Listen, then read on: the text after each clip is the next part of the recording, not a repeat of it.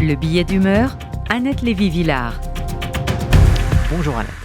Bonjour Rudy.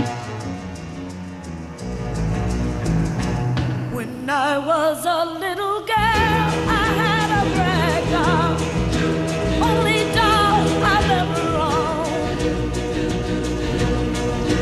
Now I love you just the way I love that rag doll, but only now my love has grown. Ben voilà, c'était, vous l'avez reconnu, Tina Turner, When I Was a Little Girl, quand j'étais une petite fille, chante-t-elle, dans les années 60.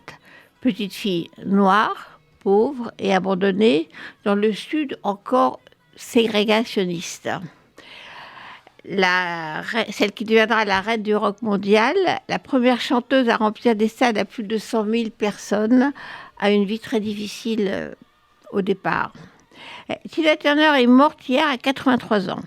La chanteuse la plus sexy de la planète sera aussi l'ancêtre du mouvement MeToo. La première star à révéler publiquement qu'elle est une femme battue, que son mari est impresario et co-chanteur Ike Turner, qui en a fait la plus grande chanteuse de rock, l'a rouée de coups pendant des années, jusqu'à ce qu'un soir à Dallas, elle s'enfuit. Une soirée particulièrement violente où elle se retrouve avec des côtes cassées. Elle ose parler, elle devient un modèle de victime et de combattante. Elle repartira donc seule sur scène, avec $1 dans la poche, mais finira l'icône Tina Turner, un symbole de libération. À la veille de ses 70 ans, on la voit à la cérémonie des Grammy Awards de 2008, toujours aussi sexy. Bondissante, étincelante, juchée sur ses talons aiguilles, les seins sortant de sa tenue argentée dans un duo avec la jeune Beyoncé qui démarre, elle, et qui suit la lionne Tina dans un spectacle éblouissant, presque 70 ans. Tina Turner dans la lumière, une voix exceptionnelle, un corps exaltant de joie et de grâce, des jambes géantes. Danseuse rock qui a inspiré Mick Jagger, qu'il avait mis en première partie de sa tournée, et qui va copier ses mouvements et sa chorégraphie. Tina, la lumière disparue hier, avec ses paillettes, mais aussi son histoire douloureuse, quand le même jour, un petit événement juridique, mais international, parle aussi de violence faites aux femmes.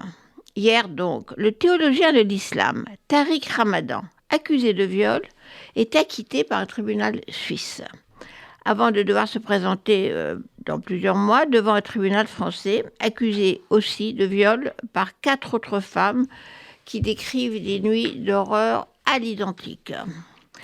La violence, toujours il y a 50 ans pour Tina Turner, ou au XXIe siècle, aujourd'hui, dans l'affaire Ramadan, les violences conjugales, les féminicides, le viol sont toujours un combat pour les femmes.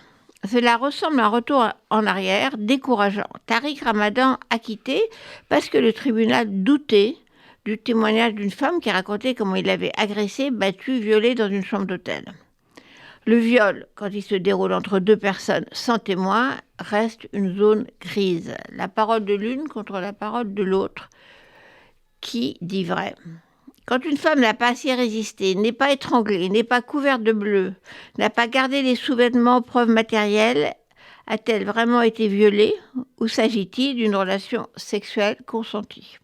Pour le tribunal de Genève, il ne s'agissait pas de croire ou de juger le menteur Ramadan, le prédicateur marié qui donnait des conférences contre le crime d'adultère et avait une vie sexuelle extra-conjugale. Mais il s'agissait de savoir, pour le tribunal, si cette femme mentait. Des coups, de la violence, il y en a eu dans les chambres d'hôtel de Tariq Ramadan, en tout cas avec les femmes qui ont porté plainte en France. Mais pour Ramadan, c'est juste une sexualité un peu spéciale. Après avoir commencé par nier toute relation sexuelle avec les plaignantes, Tariq Ramadan a reconnu ce qu'il appelle, je cite, des relations de domination rude, mais consenties. Rude, ça veut dire des coups.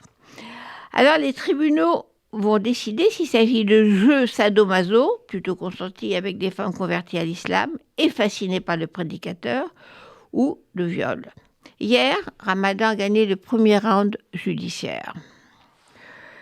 Dans ce télescopage de ces 2 actualités, derrière la lumière éblouissante du Tina Turner qui a montré qu'on peut se libérer de la malédiction des femmes battues, La noirceur de l'affaire Ramadan rappelle que les violences règnent encore dans l'obscurité des chambres à coucher.